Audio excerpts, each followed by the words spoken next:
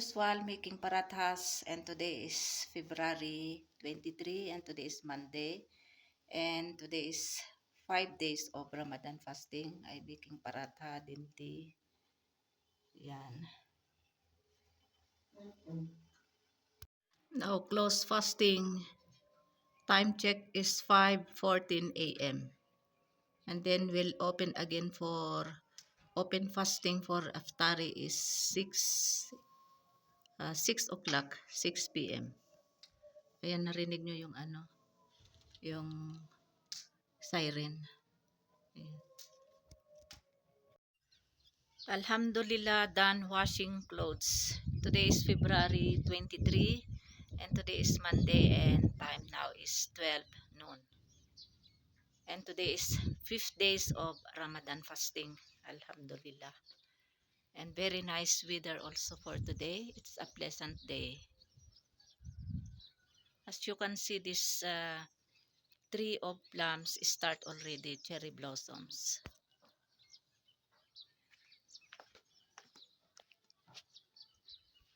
But still I dry this one in spin dryer, so it's easy to dry because this all clothes is wool because it's still cold.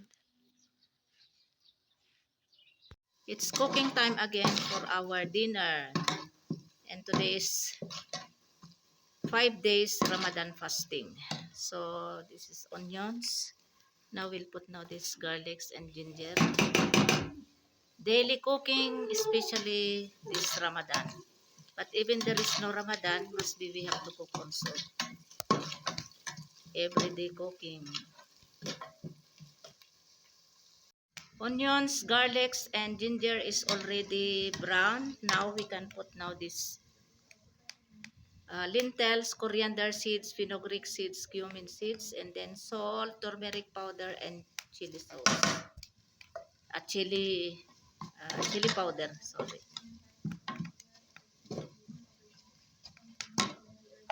And then to be followed by tomatoes and green chilies.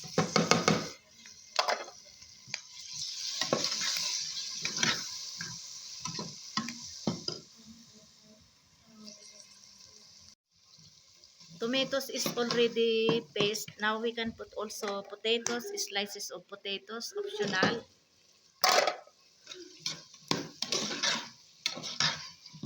And then to be followed this chicken. Before yesterday I cook half chicken. Now today I cook also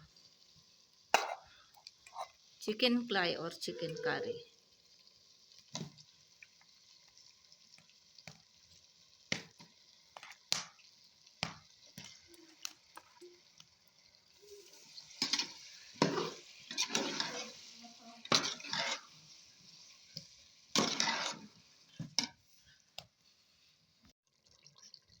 This is already cooked chicken curry or chicken clay. So I will put toppings, coriander leaves. This is parsley and organic.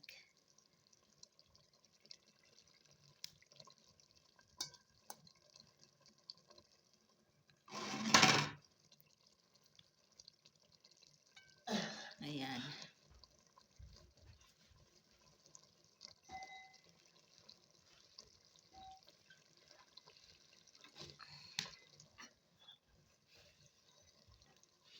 Our dinner is ready. This is chicken curry or chicken clay, toppings with coriander leaves, and I put also potatoes. And I have rice yesterday, so no need to cook rice. And this is fruit chat, and this is chutney. This is good for pakoras.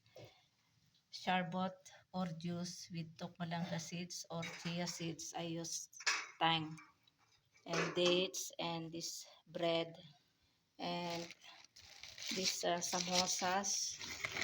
There is samosa here and jalebi. Yan. And chapatis.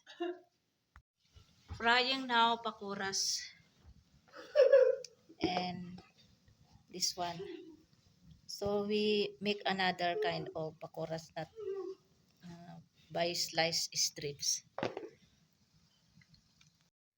Bumili din si Fahad ng some fruits. Ito guavas, 1 kilogram. Ito bananas, kailang green pa oh. And then tomatoes, 2 kilograms kasi ubos na yung aking tomatoes. At saka ito yung sweet melon. Ito pang ano ko, ito pang halo sa fruit chat.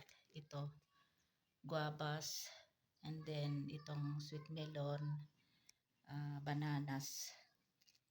Pero pag ano ako ng fruit chat, isang piece na banana ay guava, tapos konti nito. Bali 4 na pieces ko ito gawin na fruit chat kasi marami na eh. Tapos 2 bananas. Ayan. Tapos green chilies, ayan. At saka bumili din siya ng chicken para bukas uli pang uh, ang recipe ko bukas ay tawag dyan, plow. Request ng aking si Fahad at saka si Fatma. Kasi yung silangga wala naman siyang alam kung ano yung maluto, yun ang kakainin niya. Tapos ito, legs at saka yung legs at saka ito oh. Gusto ko yung wings ba para i-roast ko. Gagawin kong parang Jollibee style na KFC. KFC na fried chicken. So, hugasan ko ito para hindi masira, ilagay ko sa ref. Ito bukas, ito gawin kong chicken roast. Ayan. Ito yung binili pala ni Lakay bago mag-start ang Ramadan kasi yung bayaw ko nagpadala ng pera. So, ito pa yung banana. Ayan.